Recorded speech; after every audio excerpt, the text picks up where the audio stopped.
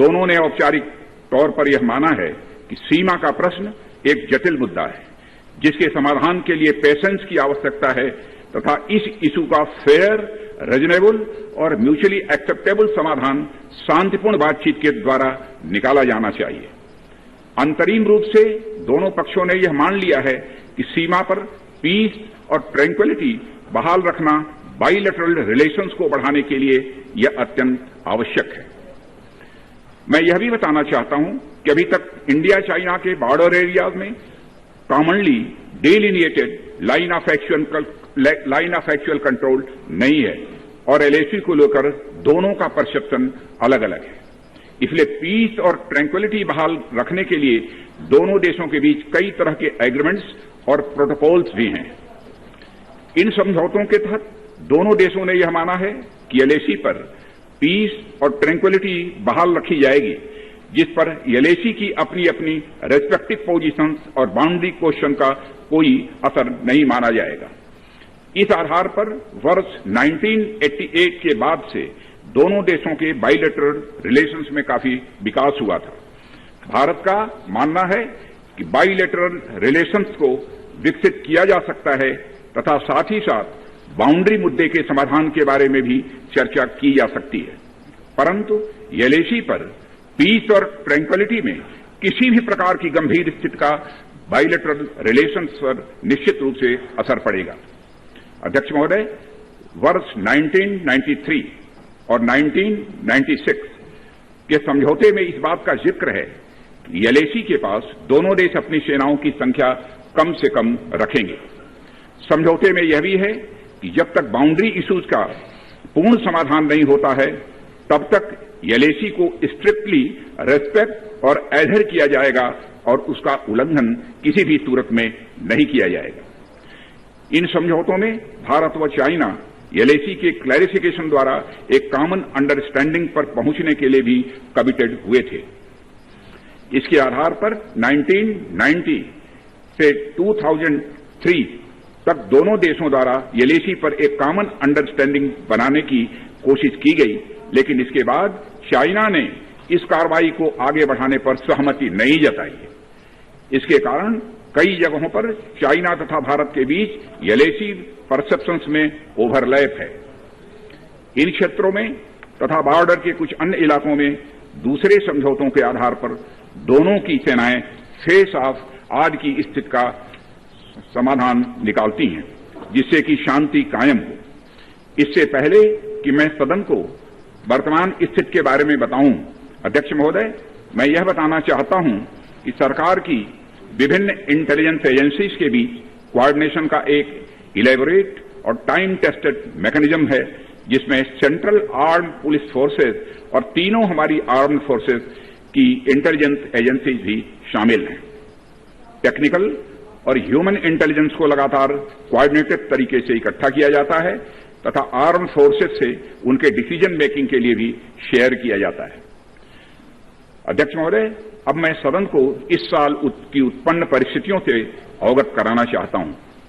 अप्रैल माह से ईस्टर्न लद्दाख की सीमा पर चाइना की सेनाओं की संख्या तथा उनके आर्मामेंट्स में काफी वृद्धि देखी गई है।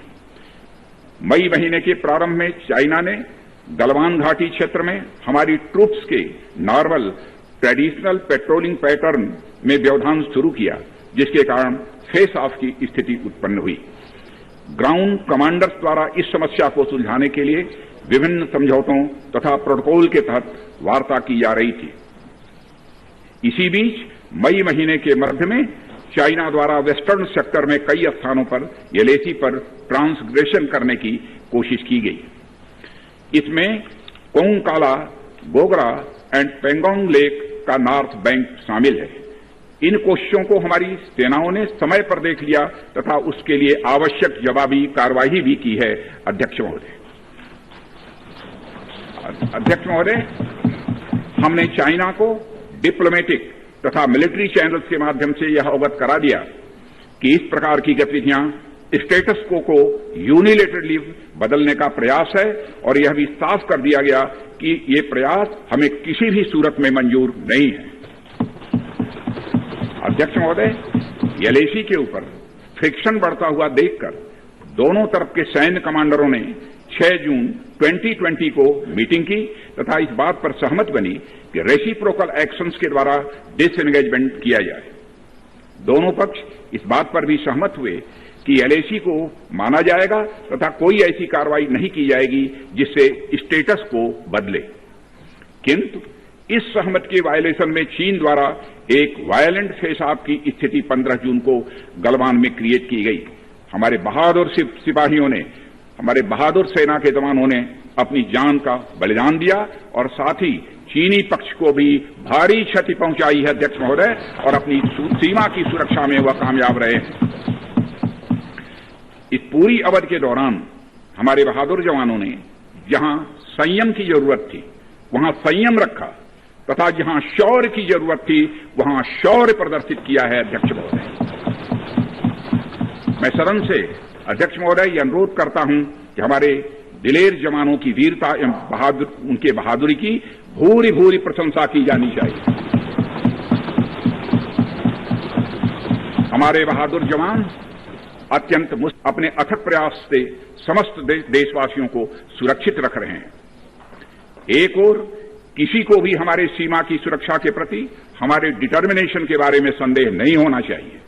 वहीं भारत यह भी मानता है कि पड़ोसियों के साथ शांतिपूर्ण संबंधों के लिए आपसी सम्मान और आपसी सेंसिटिविटी भी आवश्यक है।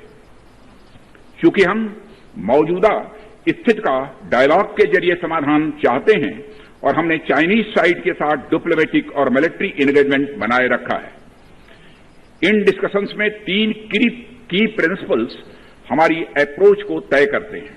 फर्स्ट, दोनों पक्षों को एलएसी का सम्मान और कड़ाई से पालन करना चाहिए। सेकंड, किसी भी पक्ष को अपनी तरफ से यथास्थिति का उल्लंघन करने का प्रयास नहीं करना चाहिए। और थर्ड, दोनों पक्षों के बीच सभी समझौतों और अंडरस्टैंडिंग्स का पूर्णतया पालन होना चाहिए। चाइनीज साइड की यह पोजीशन है कि स्थिति को एक जिम्मेदार ढंग से हैंडल किया जाना चाहिए और द्विपक्षीय समझौतों एवं प्रोटोकॉल के अनुसार शांति एवं सद्भाव सुनिश्चित किया जाना चाहिए। वह भी यही कहते हैं। जबकि ये डिस्कशन चल ही रहे थे, चीन की तरफ से 29 और 30 अगस्त की रात को प्रोवोकेटिव सैनिक कार्रवाई की गई, जो पेंगोंग लेक के साउथ बैंक एरिया में स्टेटस को बदलने का प्रयास था। लेकिन एक बार फिर हमारी आर्म फोर्सेज द्वारा टाइमली और फर्म एक्शंस के कारण उनके प्रयास विफल कर दिए।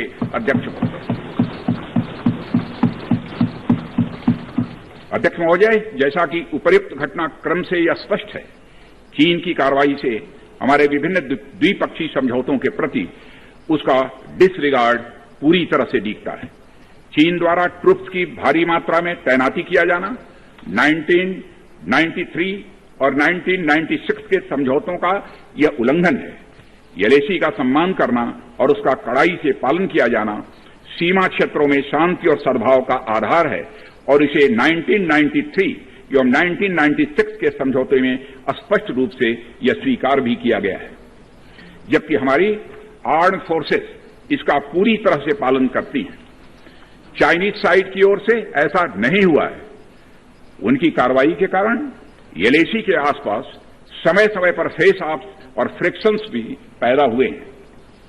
जैसा कि मैंने पहले भी उल्लेख किया, इन समझौतों में फेस ऑफ की स्थिति से निपटने के लिए विस्तृत प्रोसीजर्स और नॉर्म्स भी निर्धारित हैं।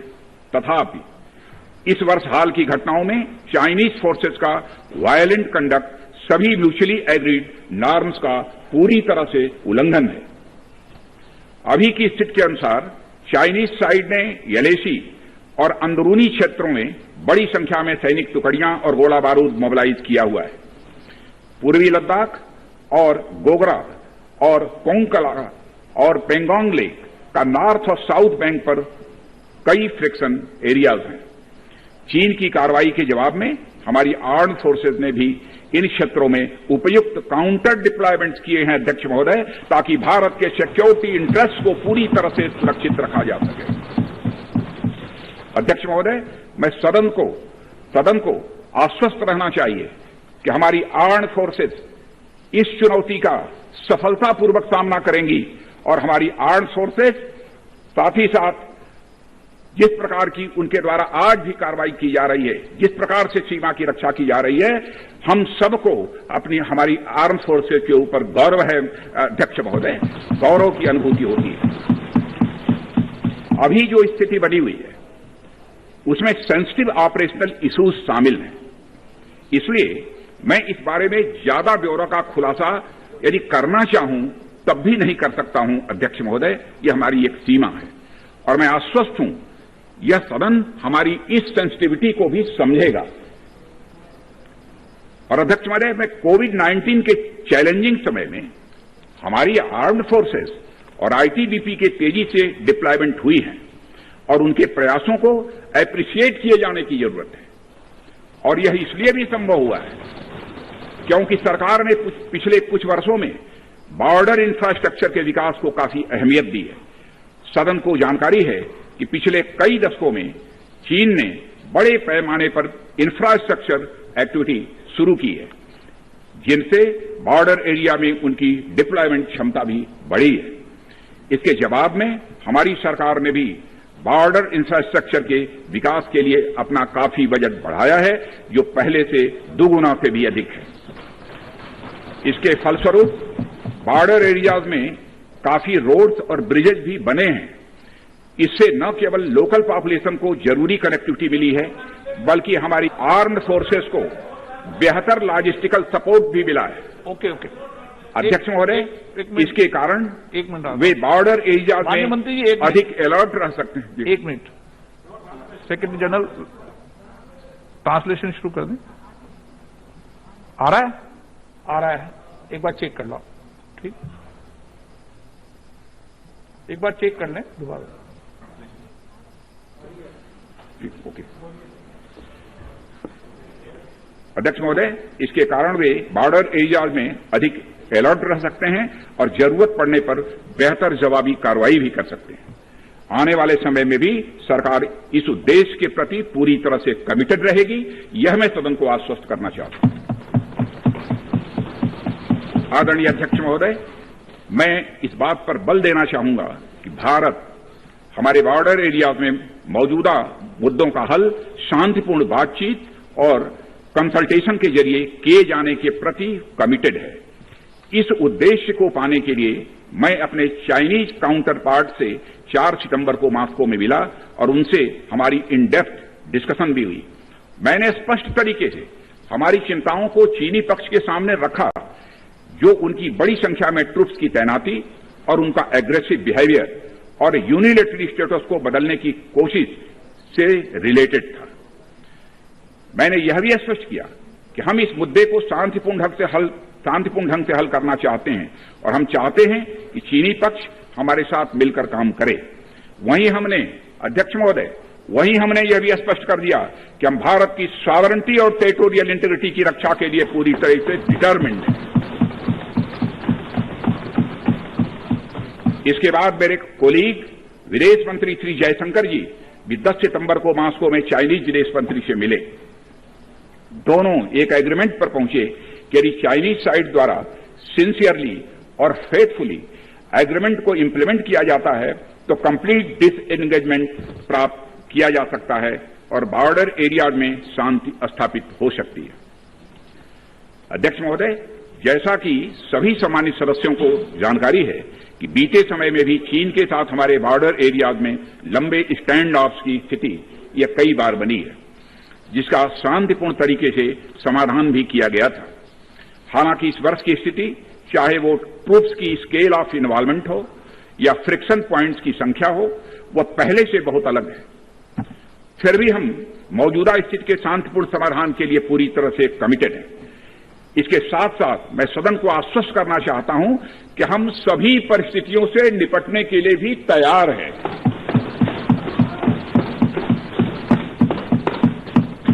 अध्यक्ष महोदय, इस सदन की एक गौरवशाली परंपरा रही है।